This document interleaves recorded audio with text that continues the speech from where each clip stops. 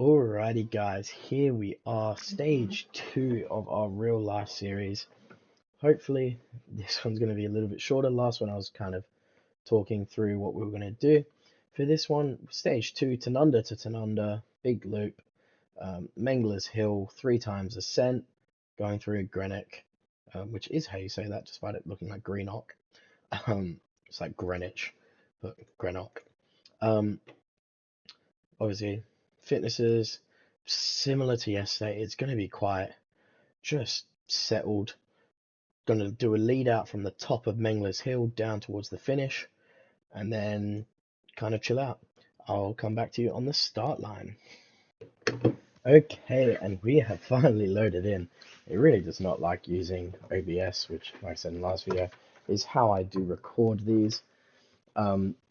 Yeah, we have no one particularly to go after the stage today. Just going to get everyone up towards the front. I could maybe give Stuart a bit of free rein. I might do, but I'm not hopeful of getting any real result out of it. So I suppose, yeah, we'll give him some protection throughout the stage, but I might give him just Maro Schmid, and them two can work on just hopping some sprint trains, and just getting after it a little bit. Provisional man of classification, Ryan Mullen, the Irishman, has gone after it. I can't imagine he'd cope with the heat particularly well. During this year's Tour Down Under, it was not the hottest we've ever had it. We sometimes get up to 40 degrees on a consistent basis through this. This time we were on a bit of a chiller vibe. Might just leave it on 2 times, just playing through. On this stage, which finishes presumably out in Under as well, yeah, don't imagine why it would change. It was quite a calm one. No shocks. Roseford took it out. If that's no, it's Mahudo. His teammate Brian Cockard took third. I have entirely forgotten who took second, but it was someone I didn't particularly expect. But it was an interesting stage, largely quite calm until the very finish, where everything kind of opened up and Wellsford was just too strong yet again. On these climbs, I've honestly entirely forgotten who went in the breakaway. I'm doing these all in quite a rush as I'm still away on work, so I don't have all the time in the world, and just figured I should catch up, get everything sorted, and then we'll be fine. Once I'm doing these on the day that everything's taking place, it'll be much easier. I'll have watched it the night before, everything will be fresh in my memory, and we'll be all good. The 3 ascents didn't really take out of the sprinters' legs. Corbin Strong had a decent enough finish wherever he went. He finished in 8th, not where he should finish for a person of his quality, but it's what happened. And you just learn. You live, you learn, you move on. Gonna get some water over the top of this hill. I'm not sure if it's entirely smart to send him at the base of the hill, but hopefully it should mean he moves up quicker. I've discovered sending them over the bottom of the hill is awful because they take forever to get to the back and then they end up sprinting up to the front. O'Brien's burning some energy, but if the pace isn't that high, it generally does okay. Through this stage in real life, like I said, not a whole lot happens. And for us, we're just going to plan, get to the top of the Cat 3, do a lead out with a couple Ks to go. Plappy's going to stay in the lead out. Schmid and where's he gone? Stuart are going to kind of branch off, do some degree of a sprint effort. I don't know particularly how well it's going to go, but if we can get a top 10, I'll be happy enough. Just get something going. Walker has gone off the front, not someone I'm particularly familiar with in real life. I've only started following cycling closely for the last 2, maybe 3 seasons. I actually started watching cycling just to be able to stay up a little bit later because living in South Australia, the Tour de France stages finish at 2, sometimes 3 a.m. In the morning, and it used to be staying up with my dad to watch it. Same with, believe it or not, Deadliest Catch, which is a weird show for how old I was. I was like 13 watching Deadliest Catch most nights because it would finish at 10:30. and my bedtime was 10. And I just really, really wanted to stay up that extra half an hour. Yeah, we're going to keep simming through to the top of Mangler's Hill for our third ascent. Maybe, I mean, it's just not been a hard enough day to launch anything. I was half considering, where's he gone? I was half considering letting Chris Harper just drill it over the base of that and just see if he can get any sort of gap. If these three climbs were closer together, I could have prepped for that and just let him go, but there's just too many people. They could ride, and then they still have 22 kilometers to catch him over the top of the climb. It's just not, it's not an achievable dream, is the safest way to put it. Ryan Mullen is in our climber's jersey, which is coming up as polka dots, but some degree of green jersey. Here, he was just here. Oka, there he is. Lund Anderson. Anderson. I don't know why I keep saying Anderson. That is our Oka jersey leader. No idea who's second in the points classification. There's one easy way to find out. Ranking. Van Poppel. Where are we? I have no idea where Van Poppel is. That's okay. He'll pop up. We are going backwards, which is not ideal. I'm going to let O'Brien do it again. Just see if he can get us some.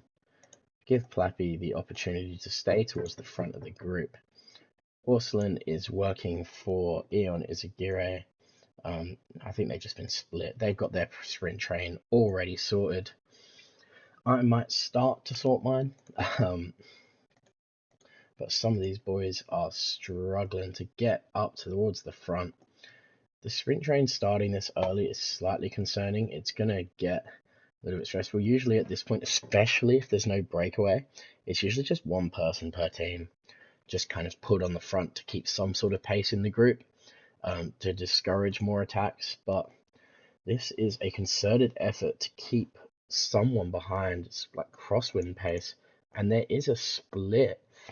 I don't think we've been caught in the split. We haven't, and it's going to get closed back up, but it just goes to show the absolute pace. Onley was caught behind for a moment. Michael Woods was caught behind. Oh no, it's not who I thought it was. I thought that was who finished second.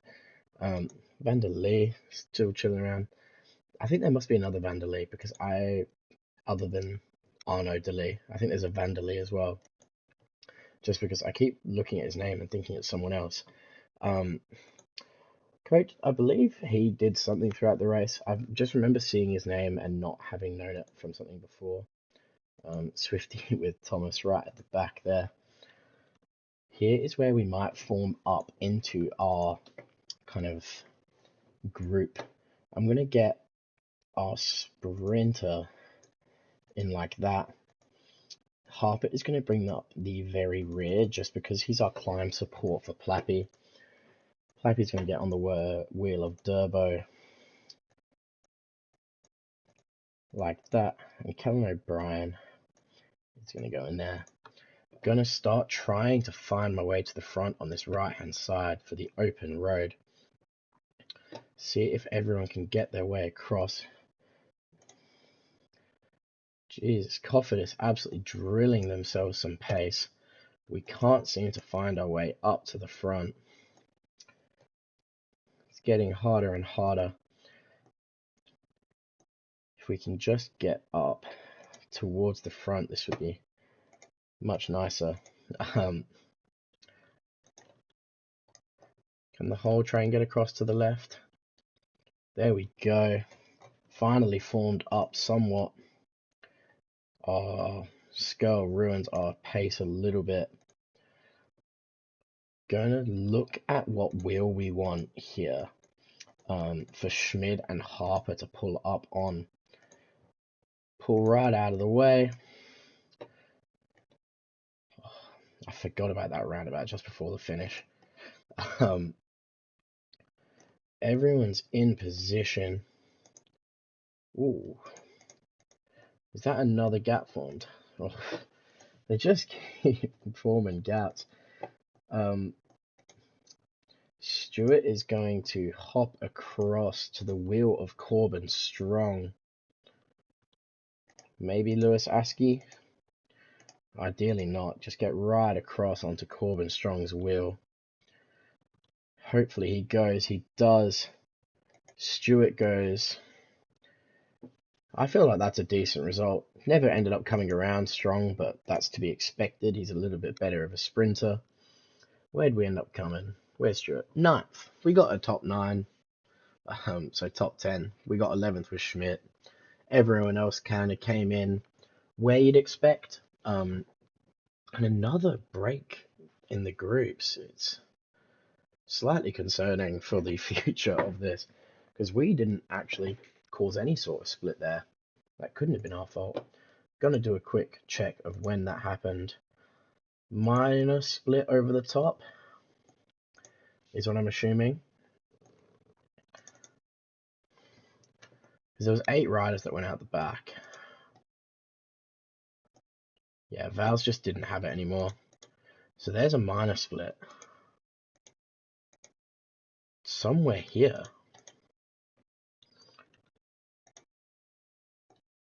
Just a couple people gave up.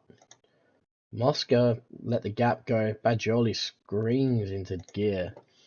Yeah, we've just got the same issue.